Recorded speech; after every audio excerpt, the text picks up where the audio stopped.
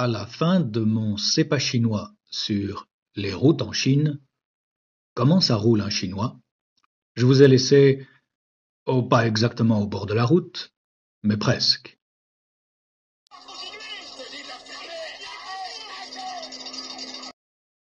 Maintenant que je suis de nouveau en pleine possession de mes moyens, je suis l'aigle de la route. Je suis une machine infernale à injection pour flash. Nous pouvons reprendre là où nous nous sommes arrêtés. Exactement. Vous ne savez pas trop que penser de la Chine et des Chinois. La langue, le peuple qui la parle, ce qu'on vous dit de la langue et surtout du peuple qui la parle, vous donne beaucoup trop de matière à penser. Les vieux stéréotypes ont-ils gardé à votre corps défendant quelque emprise sur votre façon de regarder la Chine et ses habitants?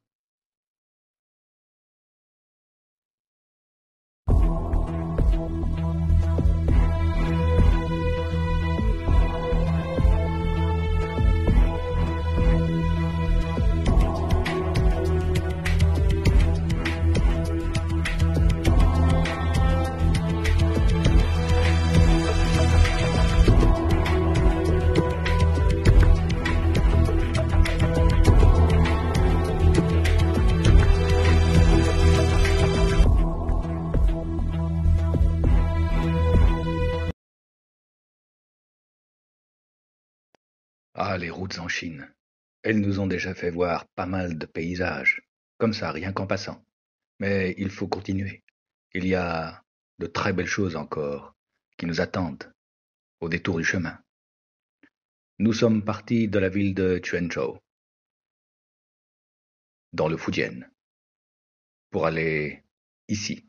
C'est notre destination, cette espèce de tour phallique qui symbolise la ville de Zhengzhou, dans la province du Henan.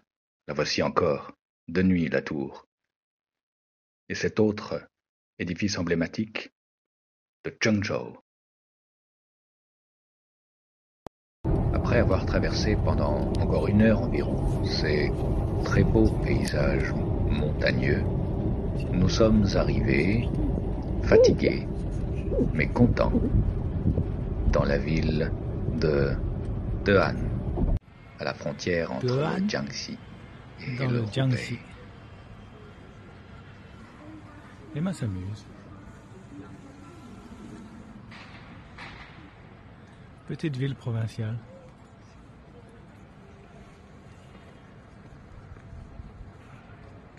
Le centre. Le shopping mall.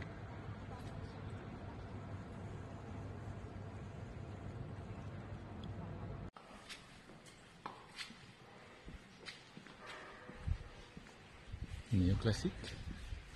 Difficile à dire. Néo-baroque. Classico. Non, néoclassico, barocco. Chinois. Un style à part, quoi. Ah oui, oui, oui. Regarde. Oui, oui, ben oui. Là, on est dans les marivaudages, hein. Regarde ça. Qu'est-ce que ça fait dans un hôtel chinois, ça?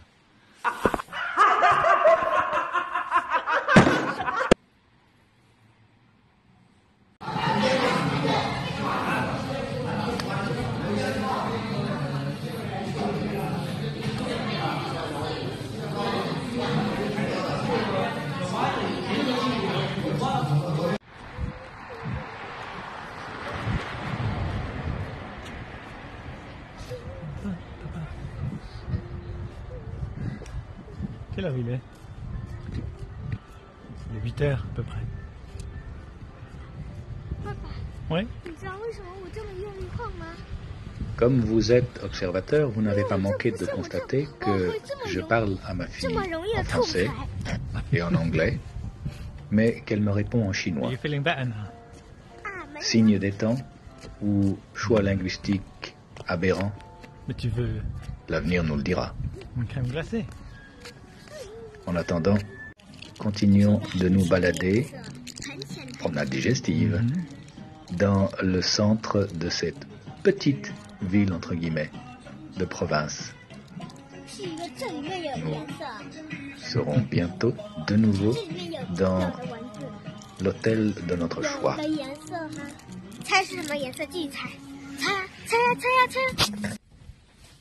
Couloir feutré, miroir. On ne rencontre personne.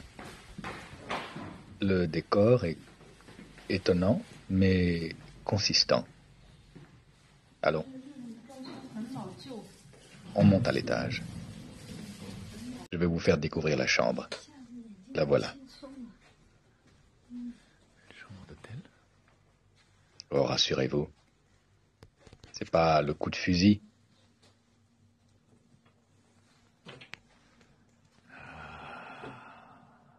C'est là que je vais regarder une série Netflix.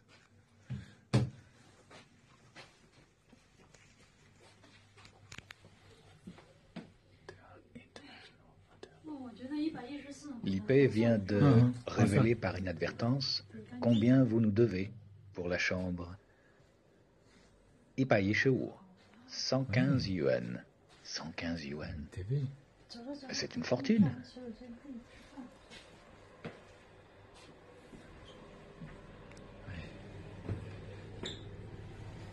Bon, ben voilà. C'est bien. Il y a même des pantoufles. Mon petit déjeuner à l'hôtel Tehan. Comme vous voyez, c'est un hôtel international, mais les petits déjeuners sont en grande partie chinois. Une omelette. Vous avez bien dormi? Nous, on a été bercés par les anges. Les anges chinois. Et aussi un peu, il faut dire, par le ronron du vieux système d'aération ou de chauffage. Bah, il fait les deux. Il vous rafraîchit en été, il vous réchauffe en hiver. Qui me ravit en Chine. Allez, mon petit déj, avant de reprendre la route. Riz sauté. Et petite tomate. On va commencer la journée. Il y a à peu près de tout, des nouilles. Voilà. On s'assoit et on déguste.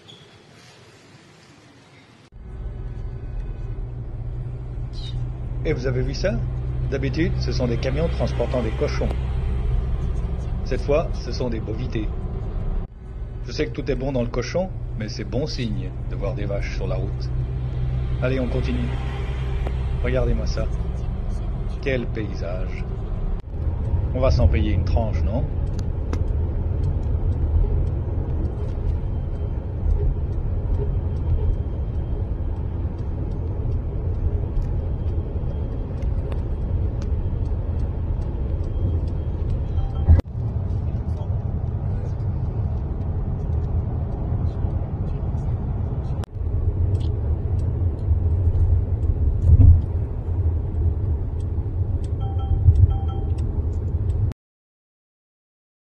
Et lorsqu'enfin on s'arrête pour donner une petite dose d'électricité à la bagnole, et aussi pour se dégourdir les jambes, on voit, comme toujours sur les aires de repos d'autoroute en Chine, des choses surréalistes. Une autre aire de stationnement qui font ressembler à vaguement à un palais. Tiens, un camion qui émasse. Filme lui ou quoi? C'est juste pour les toilettes, pas pour recharger. Regardez, même les jours nuageux, notre Maneki Keko, c'est le nom japonais, continue de nous apporter la bonne fortune.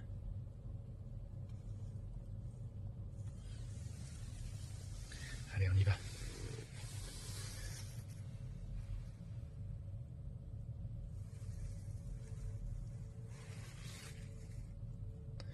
Un coup de pub pour la voiture chinoise, hein? Le paysage chinois, je ne m'en lasse pas. j'ai des vidéos à vous barber pendant des heures avec ça. Mais il est grand temps que j'aborde de front la question des camions. J'ai laissé entendre qu'il fallait s'en méfier des camions. Mais c'est les accuser un peu vite, et bien à tort. Ils sont, en réalité, victimes des automobilistes pressés, lesquels sont eux-mêmes victimes des chauffeurs du dimanche, des sangsues de la bande de gauche, des feigneurs de 120 à l'heure.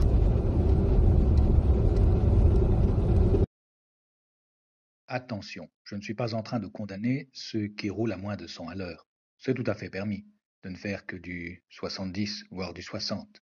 Mais ceux qui ont le précaire équilibre, qui assure la sécurité de tous, lent et moins lent sur une autoroute chinoise, ce sont les inconscients qui vont leur petit train de sénateur sur la bande de gauche.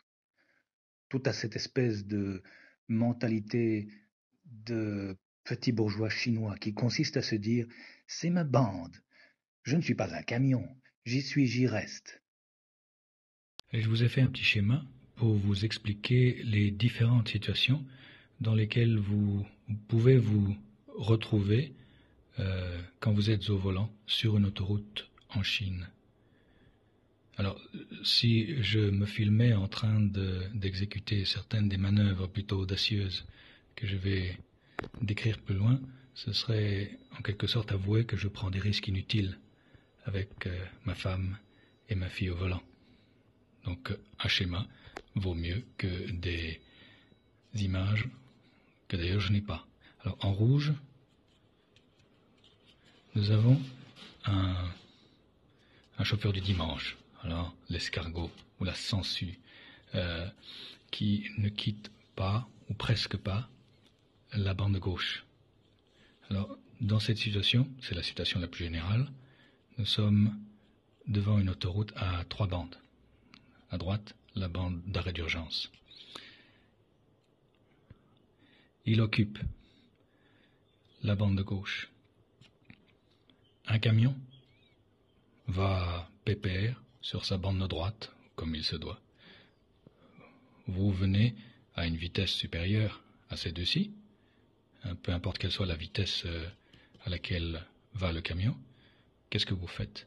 Alors soit vous venez de la bande de gauche, soit de la bande du milieu.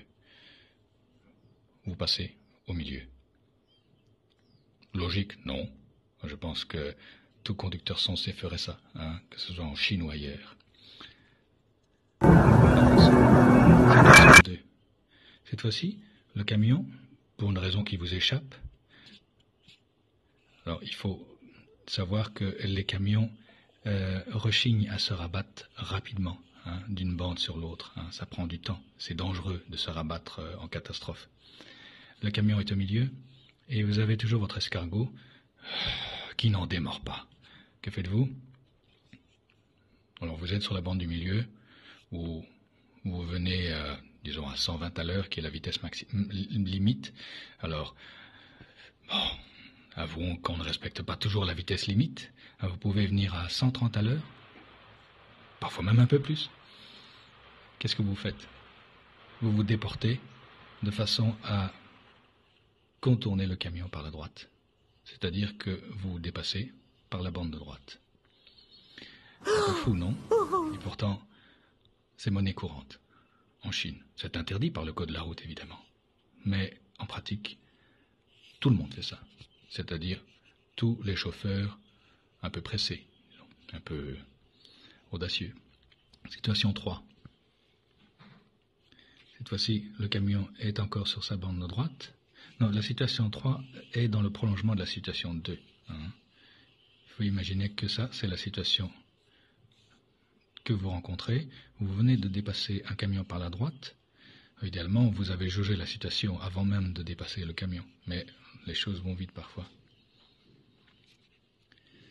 La bande du milieu est occupée par une voiture en brun ici qui va assez vite, mais pas assez vite pour occuper la troisième bande. Disons qu'elle fait du 100, peut-être du 110 à l'heure. Ici, vous vous déportez assez brusquement de la première à la troisième bande. Il y a une situation 4 que je ne recommande à personne, que pourtant j'ai vu assez souvent. Hein, des centaines, voire même des milliers de fois. C'est la situation dans laquelle vous avez parfois un hérisson de route. Au milieu, c'est peut-être une voiture qui va son train, ou un camion, en train de dépasser un autre camion. L'automobiliste, moi je ne le fais pas. Hein.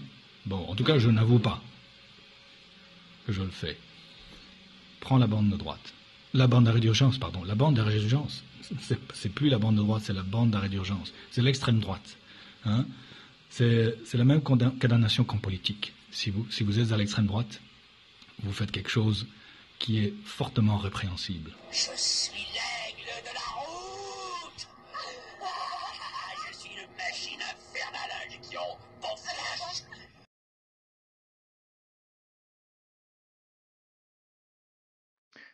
Je crois que je me suis assez mouillé sur la question des différents dépassements officiels et officieux sur les routes chinoises. Je clôt la parenthèse.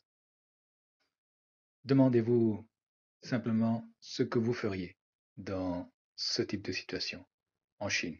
Probablement pas la même chose que sur une autoroute de France ou de Navarre.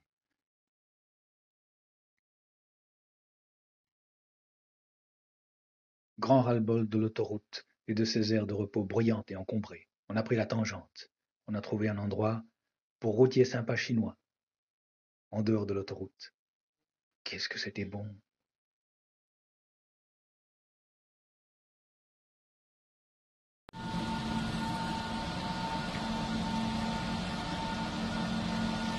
On recharge.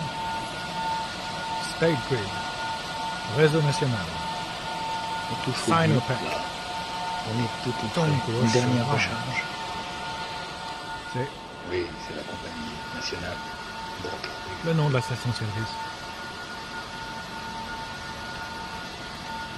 Une dernière recharge, disais-je. Oh, recharge, demi-recharge. Peut-être aussi une petite toilette. Pas pour nous, mais pour la voiture. Hein, pour qu'elle soit en beauté quand on arrive. Et ça repart.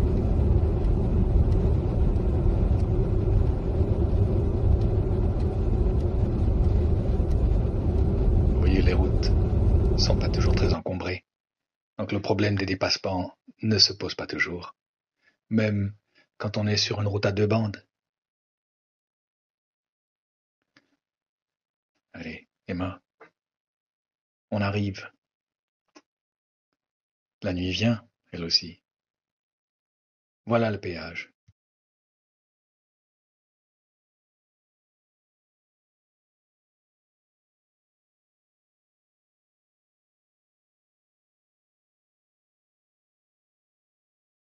On est arrivé. Repos du guerrier, ne plus rouler pendant 3 jours. Ça, c'est ce que tu crois. Le soir même, on partait à la recherche d'un restaurant. Mais ça, c'est une autre histoire.